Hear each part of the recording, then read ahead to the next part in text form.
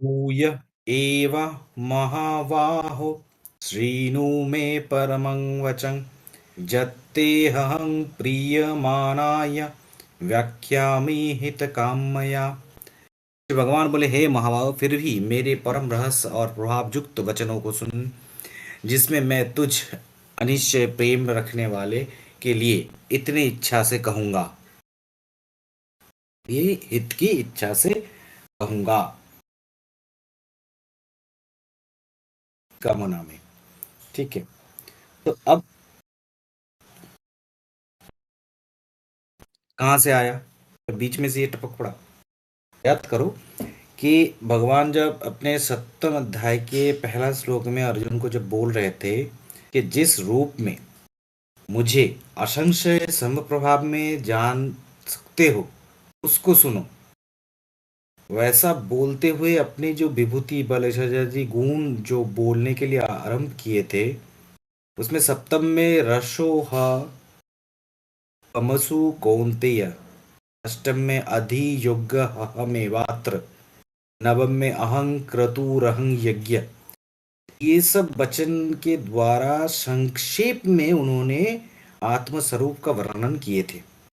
ठीक है, और उसी में नवम श्लोक में उन्होंने क्या किया, उस नवम श्लोक में उन्होंने आत्मस्वरूप को लाभ करने का जो प्रकरण है, किस तरीके से उसको लाभ किया जा सकता है, वो भी उनको बता दिया। अब अर्जुन उसमें प्रीति लाभ कर लिए, लेकिन क्योंकि उसके बाद भी अष्टम और नवम अध्याय हो गया तो अर्जुन को समझ में नहीं आया, तो इसलिए संक्षेप में वर्णन करने के बाद भी सर्व संशय उसका दूर नहीं हुआ है। इसलिए भगवान यहाँ पे अर्जुन के हितार्थ में फिर से परमात्मनिष्ठ वाक्य को फिर से बोल रहे हैं। ठीक है, वो फिर आगे ऐसे बढ़ रहे हैं, इसलिए ये बीच में से नहीं आया। ठीक है, न मे विदुसुरगणाः प्रभवं न महर्षय अहमादिर्हि वेदानां महर्षिणां च सर्वशः। मेरी उत्पत्ति का अर्थात लीला से प्रकट होने को ना देव लोग जानते हैं और ना ही महर्षि जन ही जानते हैं, क्योंकि मैं सब प्रकार से देवताओं को और महर्षियों को भी आदि कारण हूं। तो सूरगण नहीं जानते हैं, देवतागण नहीं जानते हैं, महर्षिगण नहीं जानते हैं, क्योंकि मैं सर्व प्रकार से देवगण महर्षिगण के आदि में मैं हूं। तो विवस्वान के ऊपर जो मैं हूं, तो वो देवता नहीं जानते। क्यों? क्योंकि वो लोग कर्मफल का भोक्ता कर्मी नहीं होते। महर्षि किसको बोलते हैं? जो त्रिकालज्ञ हैं, जो जगत प्रपंच के वेत्ता हैं, वो भी हमारा मेरा उस अवस्था को नहीं जानते। क्यों नहीं जानते? क्योंकि कालत्रय, मतलब वर्तमान अतीत वर्तमान भविष्य कालत्रय और संसार का विचार में जो लोग हैं, तो चित्त धर्म का जो धर्मी उसी में वो रहेगा, उसके ऊपर वो नहीं जाएगा। क्योंकि उसके ऊपर वो जब उठेगा तब तो कर्मफल भोग विचार शक्ति चित्र क्षेत्र ये सब जो है वो तो नीचे रह जाएगा। तो जब मैं मुझसे माया का अपसरण होता है, जब मेरा और मेरे माया का जब अपसरण होता है, जब विच्छेद भूमि होता है, वहां पे विवर्षण का प्रकाश होता है, सूर्य का प्रकाश होता है, विवर्षण से ही चित्त में बिंबपात होता है। ये इसके ऊपर में मैं हूं बोल रहा है भगवान, बोल रहे हैं कि मैं इससे ऊपर हूं। तो कर्मी जब तक मैं हूं, जब तक मैं कर्म के क्रिया के द्वारा उनको अनुभव कर रहा था तब तक वो था। जब उसके ऊपर वाला जगह पे पहुंच गया तब वो नहीं है, उसको बारे में वो जानता नहीं है, सटीक प्रकार से वो समझा नहीं सकता। लेकिन उस अवस्था ग्रहण का शक्ति मुझ में है। तो इसीलिए भगवान कह रहे हैं कि महर्षि और देवता के आदि भी मैं हूं। ठीक है, जिस तरीके से मैं हमेशा कहता हूँ कि एक छोटा सा अगर हमारे पास पनीर का टुकड़ा भी आ जाए, जिसने पनीर नहीं खाया है उसको अगर समझाने का कोशिश किया जाए कि पनीर किस तरीके का है, जो कलर ब्लाइंड है, जो एकदम ब्लाइंड है, जन्म से जो ब्लाइंड है, वो अगर पूछे कौन सा कलर है, तुम बोले कि ये वाला जो कलर है ये मान लो कि येलो है।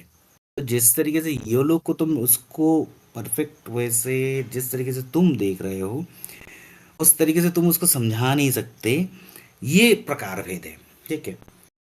इसको एक दूसरे तरीके से भी देख सकते हैं। मान लो कि हम, मतलब सबको पता है कि जितने भी लोग हैं, 10,000 लोगों में से कुछ लोग कलर ब्लाइंड होते हैं। ठीक है। और तो येलो कलर का जो है, जो अभी हमारे स्क्रीन में जो दिख रहा है, मान लो कि जो स्क्रीन में दिख रहा है उसमें मान लो कि ये रिकॉर्डिंग वाला जो है ऑरेंज वाला है, या फिर गुलगुल का जो स्काई कलर। तो मान लो कि मैं कलर ब्रांड हूँ, ये वाला कलर मुझे नहीं दिखता है। तो मेरे लिए ये जो जिस तरीके से मैं इस स्क्रीन को परसीव कर रहा हूँ, और जो कलर ब्रांड नहीं है वो जिस तरीके से परसीव कर रहा है, दोनों का परसीव करने का, दोनों के सामने जगत दो अलग तरीके से प्रतिभात हो रहा है। सही ना? तो जब दोनों अलग तरीके से प्रतिभात हो रहा है, तो वो समझ नहीं पाएगा। ठीक है। तो इसके बाहर मैं हूं, जो इसके बाहर चला जाएगा, जिसके लिए कलर वाला चीज मैटर नहीं करेगा, तभी तो वो जान पाएगा। नहीं तो जब तक वो बताएगा तब तक वो तो बोलेगा कि ये ऑरेंज है, ये स्काई कलर है, ये सफेद है, ये ऐश कलर है, ये ग्रीन कलर है, ऐसा बोलेगा। जो इसके बाहर जाएगा वो सिर्फ वही तो इसको डिफाइन कर पाएगा कि ये है क्या। ठीक है। अगर तुम कुछ भी तरीके से इसको डिफाइन करने की कोशिश करोगे, फ्रिक्वेंसी से ये करोगे वो करोगे, तुम कभी भी उस ब्लाइंड इंसान को समझा नहीं पाओगे कि ये कलर है कौन सा वाला कलर, क्योंकि वो उसके कलर का कोई, उसके पास में कोई ऑप्शन नहीं है कि वो उसको कॉम्प्रिहेंड कर सके। ठीक है।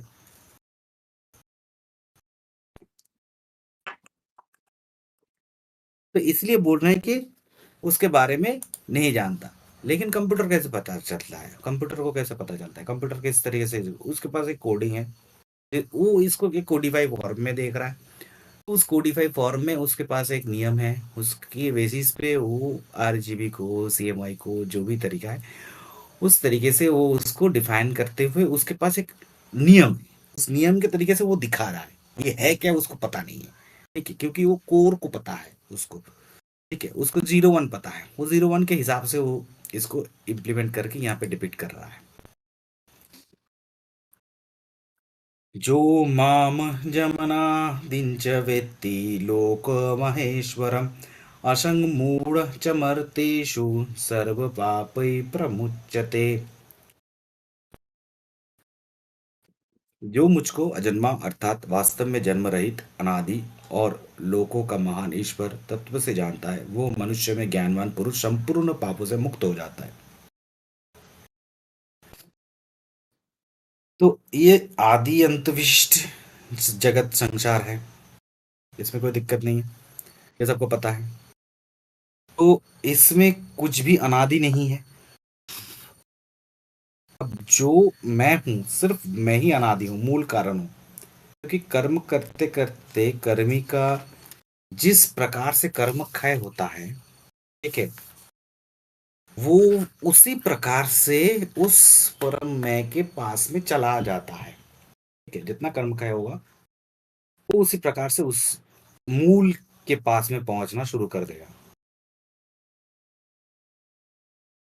जब ये समझ जाएगा, कर्मी जब समझ जाएगा, जीवात्मा जब समझ जाएगा, साधक जब समझ जाएगा कि मैं जो हूँ और उस जिसको मैं ढूंढ रहा हूँ वो जो है, ये दोनों अभिन्न है, ये अनादि है,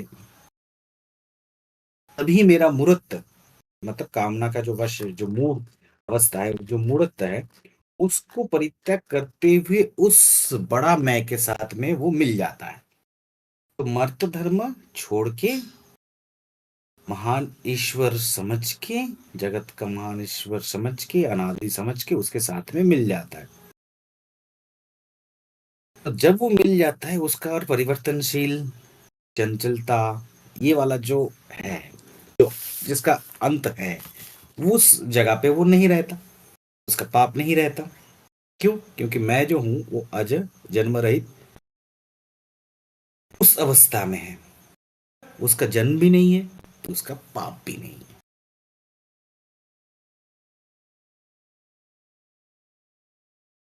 ज्ञानं संमोह क्षमाशतं दमः शमा सुखं दुःखं भवोहभावो भयं च भयमेव च अहिंसा समता तुष्टि स्तपोदानं जशोऽश वन्ति भावभूतानां मत्त एव पृथिग्धा। मतलब क्या हुआ? अब इसमें क्या बोल रहे हैं? इसमें ये वो कह रहे हैं कि निश्चय करने की शक्ति, यथार्थ ज्ञान, असमूढ़ता, क्षमा, सत्य, इंद्रिय में करना, मन का निग्रह तथा सुख दुख उत्पत्ति प्रलय और भय अभय तथा अहिंसा समता संतोष तप ध्यान कीर्ति और अपकीर्ति, ऐसी जो प्राणियों के नाना प्रकार भाव मुझसे ही होते हैं। तो बुद्धि, पहला चीज कहाँ से आया? बुद्धि। मतलब बुद्धि मतलब अंतकरण का जिस शक्ति से सत असत का विचार करते हुए सूक्ष्म पदार्थों को समझ पाते हैं, वो बुद्धि है। मतलब ये बुद्धि कौन सा बुद्धि है? ये बुद्धि निश्चयात्मिका वृत्ति को समझने के लिए जो बुद्धि है वो, मतलब ऑप्शन, चॉइस, चॉइस जिसमें देते हैं, चॉइस जिसमें है। हमेशा के सोचो कि तुम्हारा जो ये आज यहाँ पे जो हम लोग बैठे हुए हैं सुन रहे हैं, ये बेसिकली बहुत सारा हमारा जो ऑप्शन हमारे पास आया था, उस बहुत सारे ऑप्शंस में से हम लोगों ने कुछ स्पेसिफिक ऑप्शन चुनते चुनते चुनते चुनते इस जगह तक पहुंचे हैं। ठीक है, ये हमारा डिसीजन था हम यहाँ पे आएंगे। जब डिस्कॉर्ड इंस्टॉल किए थे तब हमारे पास ऑप्शन था डिस्कॉर्ड इंस्टॉल करे ना करे। जब भी सर्वर ज्वाइन किए थे तब हमारे पास ऑप्शन था ये सर्वर में ज्वाइन करे ना करे, सेशन में आना है आज। मतलब बहुत सारा सोच के देखना कि ये जीवन का आज का जो घटना घट रहा है, वो घटना सिर्फ तभी घट रहा है, हमने अतीत में बहुत सारा निर्णय लेते लेते लेते लेते आज इस जगह पे पहुंचे हैं। ठीक है, तो इसके बारे में ये जो बुद्धि है, इसको निश्चयात्मिका बुद्धि बोलते हैं। ठीक है, निश्चयात्मिका वृत्ति को समझने वाला बुद्धि। ठीक है, फिर है ज्ञान। विचार पूर्वक बुद्धि के द्वारा जो निश्चय किया गया है, उसमें जो प्रवृत्ति है वो है, उस प्रवृत्ति का नाम है ज्ञान। ठीक है, इसके बारे में हम लोगों ने डिटेल में बात किया था नवम अध्याय में, पहला श्लोक जब हम लोग किए थे। उसके बाद असंग मोह, अ मतलब नास्तात्मक है, ठीक है, नावाचक। ठीक है, संग मतलब सम्मक, मोह मतलब अविद्या वित्ती। अविद्या वित्ती में जो अवस्था सम्मक मिट जाता है, उस अवस्था को असंग मोह अवस्था कहते हैं। क्षमा मतलब दूसरे के द्वारा पूजित या फिर तिरस्कृत, उसके प्रतिकार की क्षमता स्वतः है, जिस उपेक्षा करण शक्ति है वो क्षमा है। ठीक है, मतलब सिर्फ तिरस्कृत होने पे क्षमा करना नहीं, पुरस्कृत होने पे भी प्रतिकार करने का क्षमता को जो रुक के रखता है, उसको जो उपेक्षा कर सकता है, जो उपेक्षा करने का जो शक्ति है, उसको क्षमा करना कहते हैं। पूजित भी हो सकता है, तिरस्कृत भी हो सकता है, दोनों में। ठीक है, सिर्फ तिरस्कृत वाला भी नहीं है। सत्य, ये सत्य का मतलब है जो रीत वाला सत्य है। ठीक है, रीत वाला मतलब कौन सा वाला? मतलब अकपट में दूसरे का करने वाला। ठीक है, उसके बाद दम मतलब है बाजेंद्रिय जो जो है उसका जो निग्रह है। उसके बाद सम, सम मतलब अंतकरण का जो निग्रह करता है वो।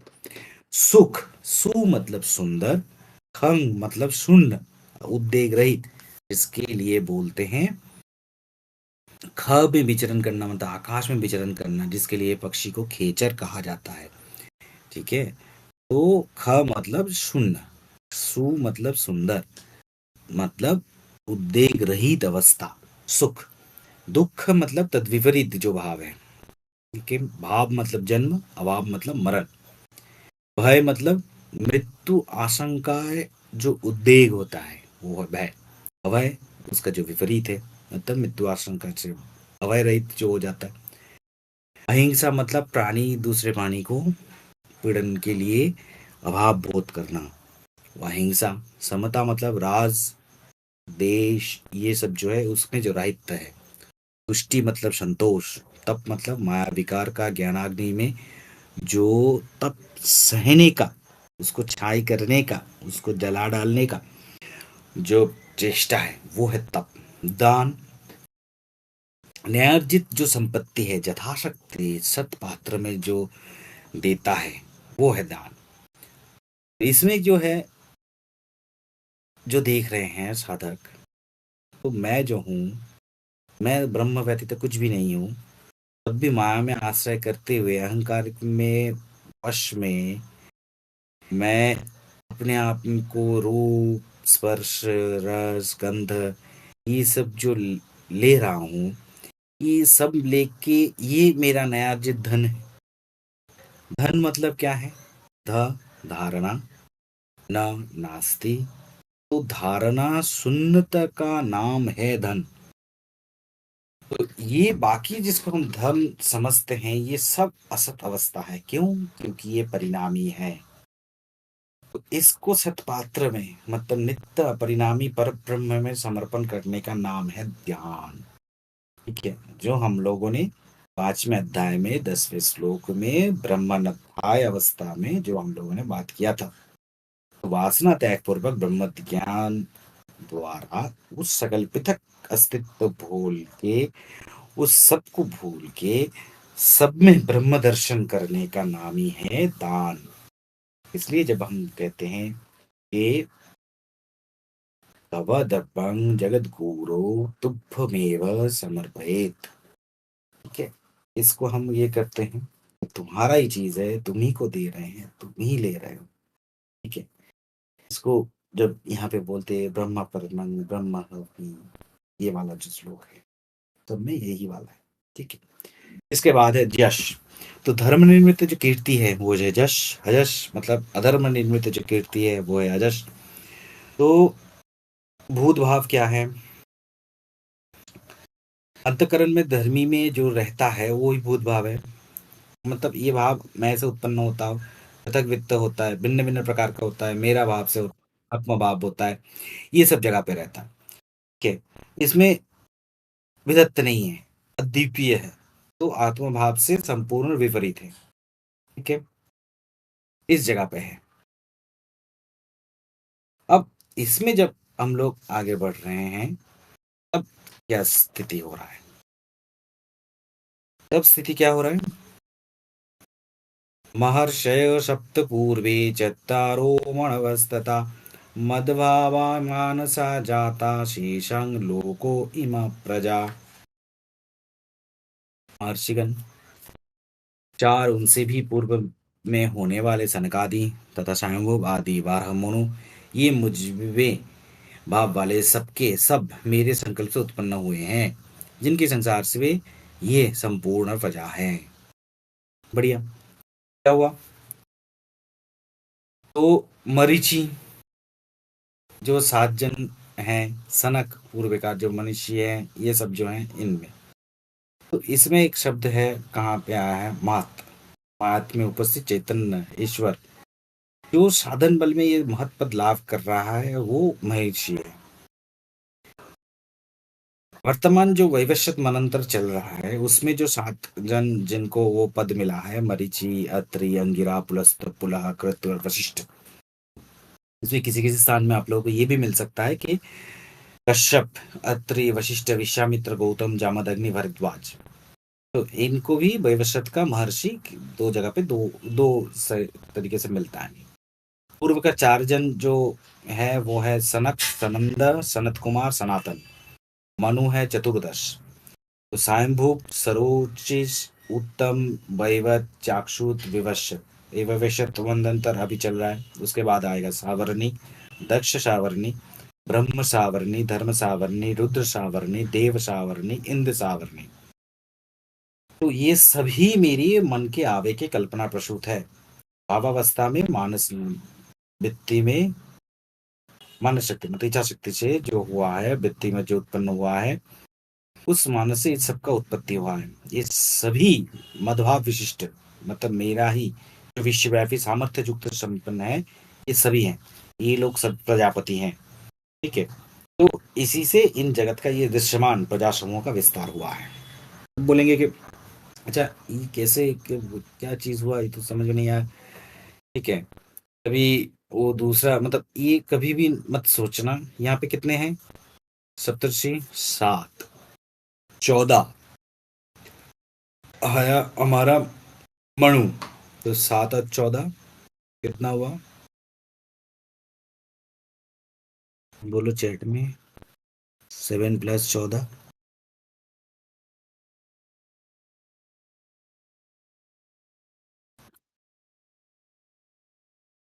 अरे सवास 21 हो गया। उसके बाद +4 जो हुआ हमारा सनक सनंदर सनत कुमार सनातन, कितना हुआ 25।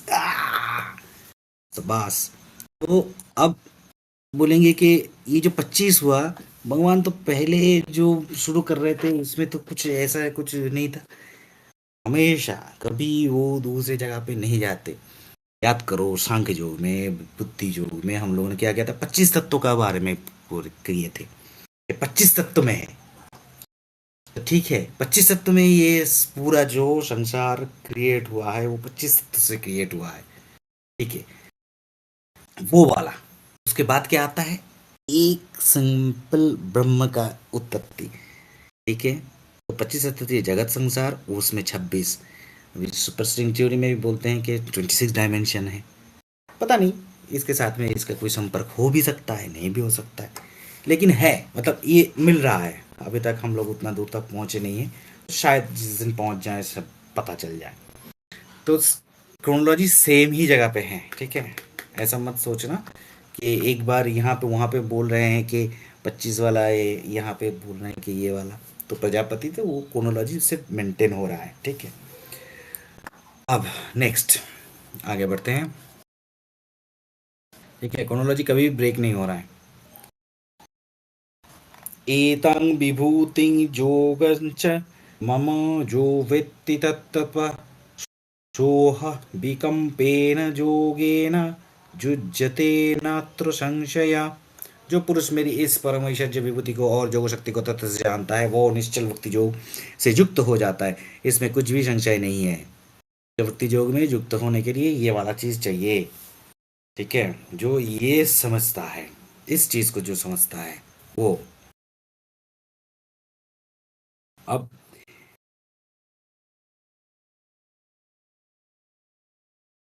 योगेश्वर जो समझते हैं तत्त अवगत होता है, तत्त।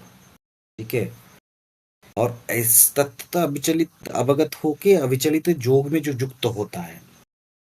ठीक है, तो मेरा जो सृष्टिकारी जो वित्ती है, प्रवृत्त प्रलयकारी जो वित्ती है, मतलब संयोग और वियोग, मतलब सृष्टि के आगे और प्रलय के बाद जो कैवल्य स्थिति है, ये जो तीन चीज है, सृष्टि में आगे सृष्टि चल रहा है, प्रलय के बाद कैवल्य, ये जो तीन, ये मेरा विभूति योग है। विभूति मतलब विशेष प्रकार के जो उत्पत्ति होता है।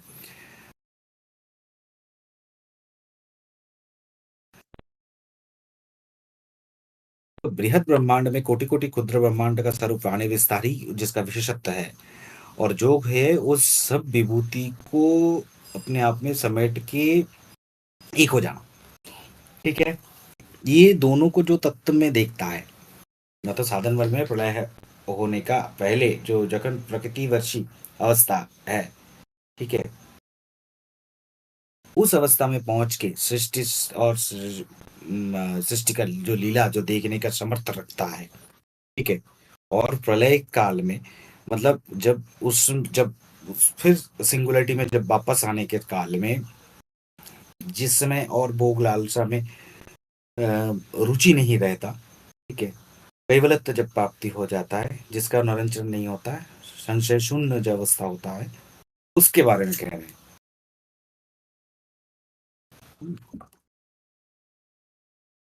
अब आगे, अहं सर्वस्य प्रभवो मत्तः सर्वं प्रवर्तते इति मत्वा भजन्ते मां बुधा भाव समन्विता।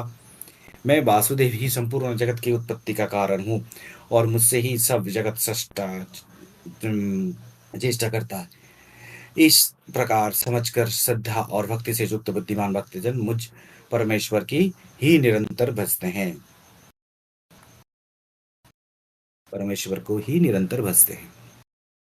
तो इसमें क्या बोल रहे हैं, इसमें ये कह रहे हैं, अंग मतलब क्या हुआ, परमात्मा सर्व सृष्टि का जो रचना वाला है, ब्रह्मादि जो स्थावरता, मतलब जो भी कुछ है वो सब कुछ। हम्म, बुद्ध, इसको दो जगह पे पकड़ सकते हैं। एक बुद्ध, एक ग्रह है जो सर्वापेक्ष सूर्य के सामने रहता है, वो बुद्ध है।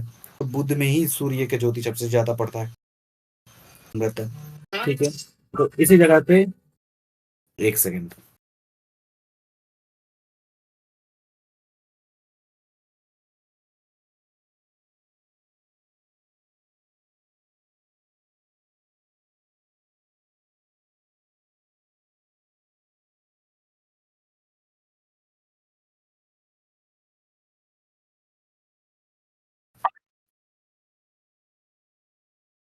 तो उसमें वे क्या हो गया, तो जिसमें बुद्ध मिल रहा है, तो ज्ञान विवेक ज्ञान में सर्व परमात्मा संग जो कर रहा है वो बुद्ध है, विवेकी है। तो विवेक पद प्राप्त होने से साधक प्रत्यक्ष अवगत होता है कि मैं ही सबका प्रभव हूँ, उत्पत्ति का हेतु हूँ, सर्वभूत में जो बुद्धि ज्ञान असंग इत्यादि जो भी कुछ है वो सब में मैं हूँ। जो भाव प्रवृत्ति तो होता है मुझसे, तो मैं ही सबकल का आश्रय हूँ, चालक हूँ, सब कुछ हूँ। तो ये सब जानने से, आत्मभाव में युक्त होने से मैं ही अपने आप का भजना करता हूँ। मैं भिन्न कुछ भी आश्रय करने का कुछ इच्छा नहीं रहता, केवल मन प्राण उस मैं के साथ में मिलने का बारे में चेष्टा करता है। हम्म, ये वाला है। फिर क्या बोल रहे हैं, मच्चित्तमृतगतपाणा बुधस्तयो परमश्वरं कथयञ्च मानितं तुष्यन्ति च रमन्ति च। ठीक है, निरंतर मुझ में मन लगाने वाले और मुझ में ही प्राणों का अर्पण करने वाले भक्तजन मेरी भक्ति के चर्चा के द्वारा आपस में मेरे प्रभाव को जानते हुए तथा गुण और प्रभाव आप सहित मेरा कथन करते हुए ही निरंतर संतुष्ट होते हैं और मुझ वासुदेव में ही निरंतर रमन करते हैं। तो ठीक है, तो ये इसमें क्या हुआ, जब प्रलय काल हो रहा है, उचित तत्व नहीं रहता, तो सब कुछ उस मैं के ऊपर, परमेश्वर के ऊपर, परमात्मा के ऊपर वह आके गिरता है। तो जगत, जीव जगत का जो प्राण है वो भी उचित तत्व में मेरे साथ में आके गिरता है। क्योंकि क्यों, क्योंकि उस समय माया की आसक्ति नहीं रहता। तो परस्पर रूप द्वैत्व भाव जब मिट जाता है, जब कोई बोल मतलब और दूसरा कुछ नहीं है, तो सिर्फ मैं ही मैं रहता हूँ, मैं ही नित्य हूँ। और जब सब कुछ मिल गया है, क्योंकि सभी कुछ मेरे साथ में आकर मिल गया है, तो सब कुछ मिल रहा है, तो प्राप्ति का कुछ आकांक्षा बच नहीं गया। तो सभी भोग जो हो जा रहा है, पुरुष प्रकृति एक ही जगह पे हो जा रहा है। पुरुष प्रकृति जब एक हो जाता है उसको क्या बोलते हैं, रमन। ठीक है, तो यहाँ पे भी वही हो रहा है, पुरुष प्रकृति मिल जा रहा है, रमन हो रहा है। ठीक है, इसलिए रमन शब्द का यहाँ पे प्रयोग हो रहा है। येषां सततयुक्तानां भजतां प्रीतिपूर्वकं ददामि बुद्धियोगं तं येन मापु मामुपर्यन्ति ते। उन निरंतर मेरे ध्यान आदि में लगे हुए और प्रेम पूर्वक भजने वाले भक्तों को मैं वह तत्व ज्ञान रूप योग देता हूँ जिससे वे मुझको ही प्राप्त होते हैं। ठीक है, तो आप क्या बोल रहे हैं।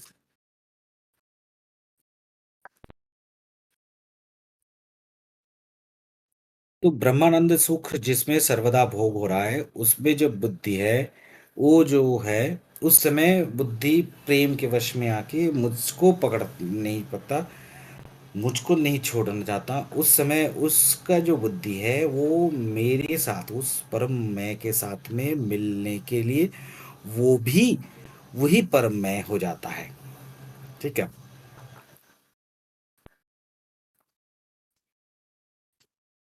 तो ये 10वां श्लोक हो गया। और आज आगे भी बढ़ते हैं, देखते हैं। तेषामेवानुकम्पार्थ महज्ञानं जङ्तमः नाशयमत्ता भावस्तो ज्ञान दीपेन भास्वता। हे अर्जुन, उनके ऊपर अनुग्रह करने के लिए उनके अंतकरण में स्थित हुआ मैं स्वयं ही उनसे अज्ञान रहित अंधकार को प्रकाशमय तत्वरूप ज्ञानरूप दीपक के द्वारा नष्ट कर देता हूँ। तो इसमें क्या रहे कि जिस प्रकार से भजना कर रहा है, उनके अनुकंपार्थ में मैं उसके अंतकरण में रहता हूँ और उज्जवल ज्ञान दीप द्वारा अज्ञान जनित अंधकार विनष्ट करते रहता हूँ। तो जिस प्रकार से मदनशील अज्ञात समुद्र महाविकार में मैं की कृपा में नाश पा जा रहा है, आत्मभाव में स्थित होने से आत्मावस्था ज्योति में उसका अंतकरण उसमें लिप्त हो जाता है। तो उस तरीके से वो वहां से निकल के चला आता है। उसके बाद अर्जुन उवाच, अर्जुन फिर प्रश्न कर रहा है। परं ब्रह्म परं धाम प्रवृत्तं परमं भवान् पुरुषं शाश्वतं दिव्य मादि देव मंगं विभुम् आहुस्तामृषयो सर्वे देवर्षि नारदस्तथा अशितो देवलो व्यासं संचैव ब्रवीषि मे। अर्जुन बोले, आप परम ब्रह्म परम धाम और परम पवित्र हैं, क्योंकि आपके सब ऋषिगण सनातन दिव्य पुरुष एवं देवताओं को भी आदि देव जन्म और सर्वव्यापी कहते हैं। वैसे ही देवर्षि नारद तथा असीत और देवल ऋषि तथा महर्षि व्यास भी कहते हैं, और आप भी मेरे प्रति कहते हैं। ठीक है। तो अब वो क्या कह रहे हैं, वो कह रहा है इसके बारे में। तो ये जो 12 नंबर श्लोक से शुरू हो रहा है, 18 नंबर श्लोक पर्यंत जो 7 श्लोक है, अर्जुन भगवान का तो स्तव करते हुए उसका जो विभूति तत्व है विस्तार रूप जानने के लिए वो जिज्ञासा कर रहे हैं। ठीक है।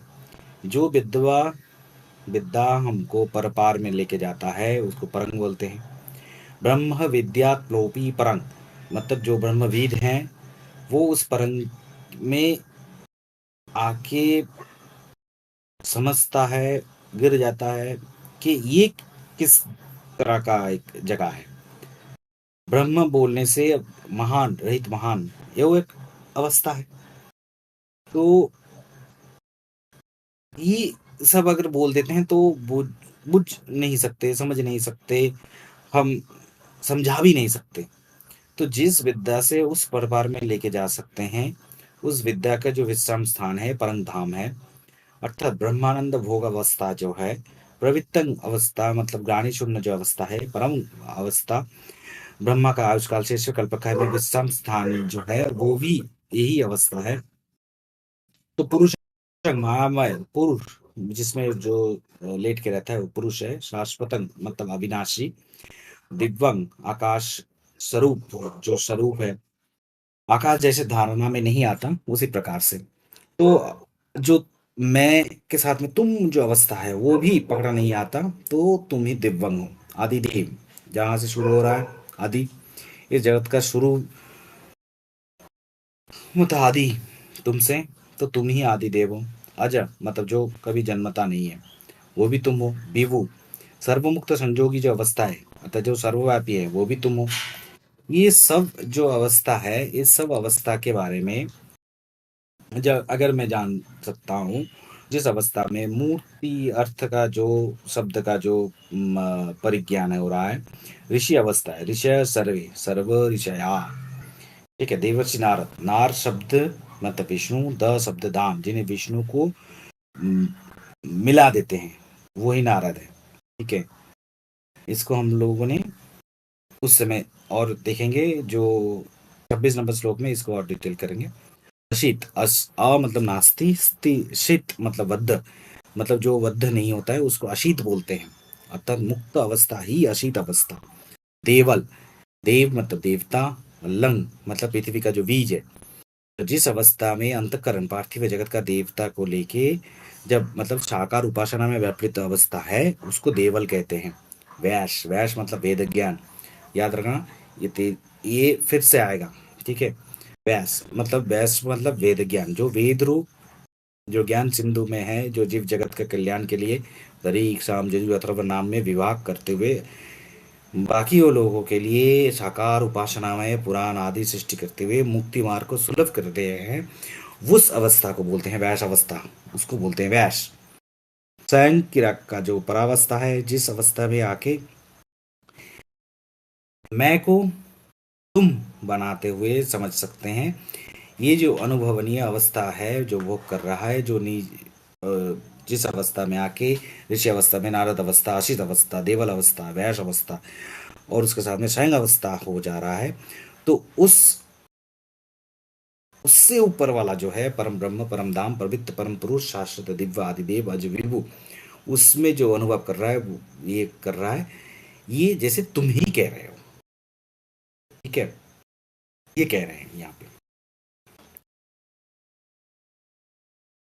एतदृतं मनो षण्मां वदसि केशवः, नहि ते भगवं व्यक्तिं विन्दुर्देवा न दानवः। हे केशव, जो कुछ भी मेरे प्रति आप कहते हैं, इस सबको मैं सत्य मानता हूँ। हे भगवान, आपके लीलामय स्वरूप को ना देव जानते हैं, ना तो दानव जानते हैं और ना देवता ही, ठीक है। केशव मतलब का मतलब ब्रह्मा का है, ब्रह्मा का बीज, मतलब यहाँ पे बोलते हैं ना, ऋग्वेद में आता है कस्मै देवाय हविषा विदेव। इसका मतलब मैक्स मुलर जी ने किया था, कौन से देवता को पूजा करो, कभी नहीं था, ठीक है। कश्मीर देवाय हविषा विदेव का मतलब का देवता को पूजा करो, का मतलब ब्रह्मा का जो बीज है, ठीक है। उनका गलती हो गया था, किम शब्दों को उन्होंने पकड़ के कश्मीरी बनाया था, लेकिन क का सृष्टि क्या है वो एक वचन में, वो भी कश्मीरी होता है, ठीक है। तो उनका कश्मीर किम शब्द से आता है, लेकिन बेसिकली का शब्द से था। तो का प्रजापति का बीज है, तो इसके लिए उनके लिए माने अलग हो गया, लेकिन उसका ओरिजिनल माना कुछ और था, ठीक है। तो क मतलब ब्रह्मा, सृष्टिकर्ता ईश, संहर्ता व शून्य। तो सृष्टिकरण शक्ति, संहरण शक्ति जब शून्य में मिल जाता है, तो एक हो जाने से सृष्टि संहार शून्य निस्तरंग स्थिति अवस्था जो आता है, उस अवस्था को केशव अवस्था बोलते हैं। तो इस अवस्था को भोग करते हुए जब वो नीचे आ जाता है, तो वो जब भी जो जो ऊपर में जो कह रहे हैं उसके साथ में वो मिल जाता है, तो वो केशव अवस्था है। कर्मी क्रियाशील भिन्न कर्म का फल वक्ता रूप देव अवस्था में इस, या फिर कामातुर मूड दानव अवस्था, दोनों में ही उसको जान नहीं सकते, तो उस अवस्था रूप ऐश्वर्य तुम में प्रतिष्ठित बोलने से तुम ही भगवान हो, ठीक है।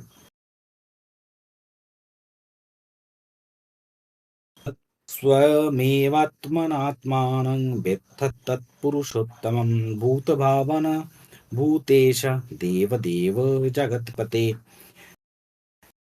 हे भूतों को उत्पन्न करने वाले, हे भूतों के ईश्वर, हे देव के देव, हे जगत के स्वामी, हे पुरुषोत्तम, आप स्वयं ही अपने से अपने को जानते हैं। तो भूत भावन, भूत का जो वर्ण करता है, भूतेश भूत का जो नियंता है, देवदेव देवता का जो देवता है, जगतपति जगत का जो स्वामी है, पुरुषोत्तम प्राकृतिक जो आवरण है वो पुर है, प्राकृतिक आवरण युक्त अवस्था में जो सर्वोच्च अवस्था है, जिसके ऊपर अवस्था नहीं है, वो पुरुषोत्तम है, अमन। ऐसा जो पुरुष है, ये सभी तुम हो। तो तुम ही मैं हूँ, तो मैं ही ज्ञाता हूँ, मैं ही ज्ञ हूँ, मैं ही ज्ञान हूँ, इस अवस्था। वक्तु महर्षसेन दिव्यात्मा विभूतय यावीर्विभूतिभिलोका नीमास्तं व्याप्य तिष्ठति। तो ऊपर का जो कैवल्य भाव है, जो सर्वभूतात्मा विश्व व्यापक जो भाव है, जो नीचे आके उस कह नहीं सकते, उस भाव का विभोरता जो घोर है, वो जहाँ पे नहीं कट जाता, इस अवस्था में असीम में ससीम को भूल जाने का जो अवस्था है, क्योंकि वो पूर्व जातों से संस्कार है उसके चलते, तो उसके चलते अपने आप को मतलब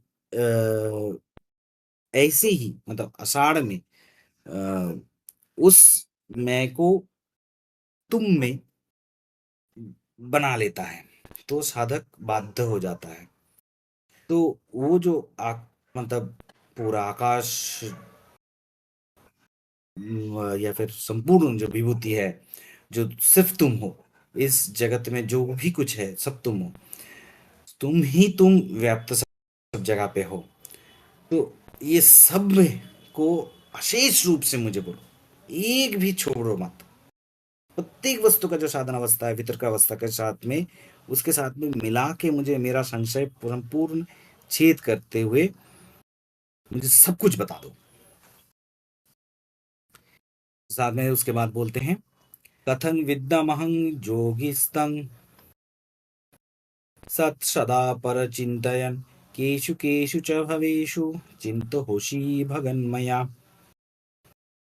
तो हे योगेश्वर, मैं किस प्रकार निरंतर चिंतन करता हुआ आपको जानूं, और हे भगवान, आप किन किन भावों में मेरे द्वारा चिंतन करने योग्य हैं।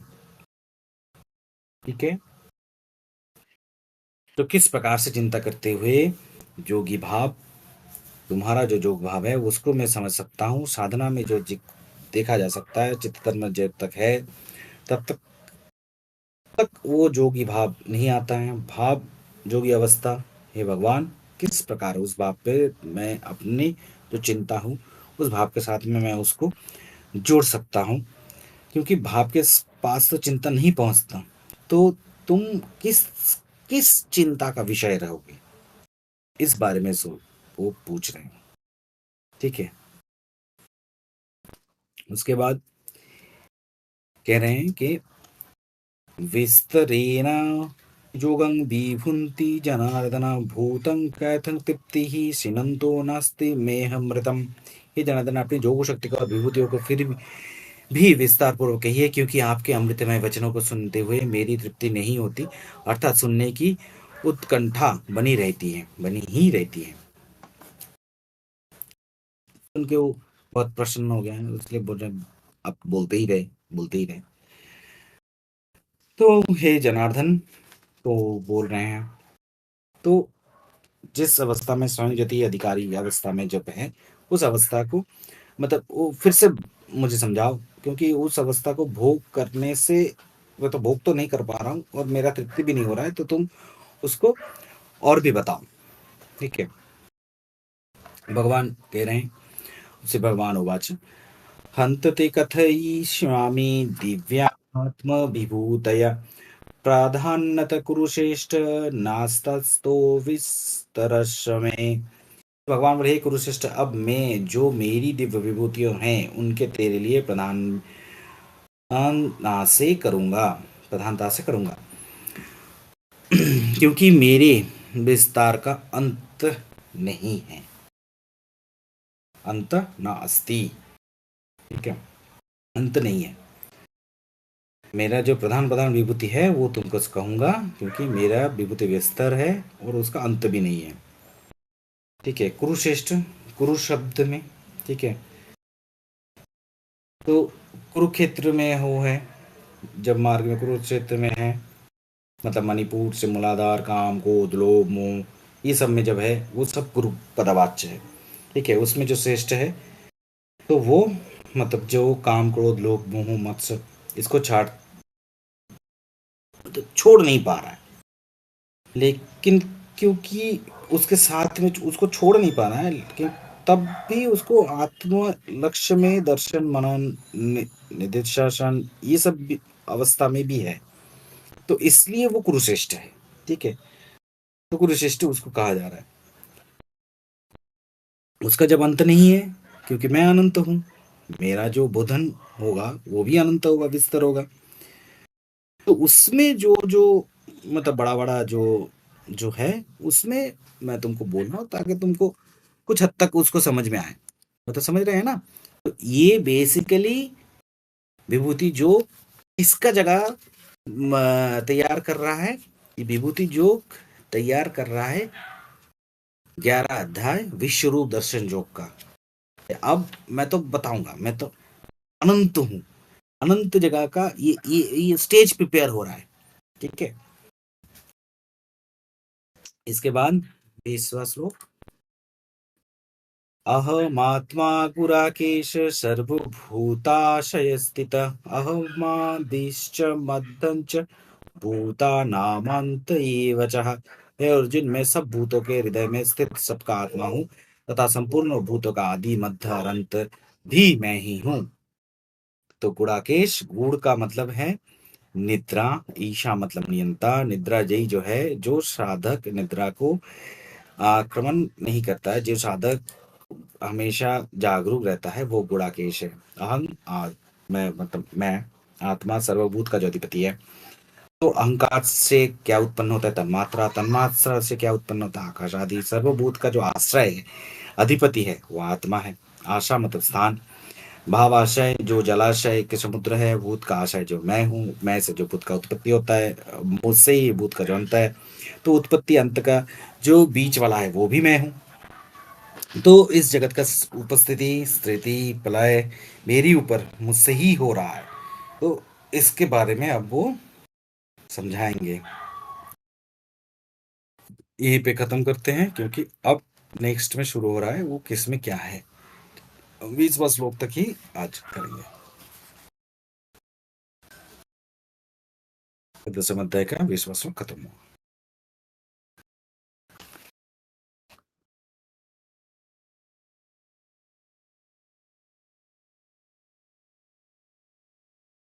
स्टॉप कर दें।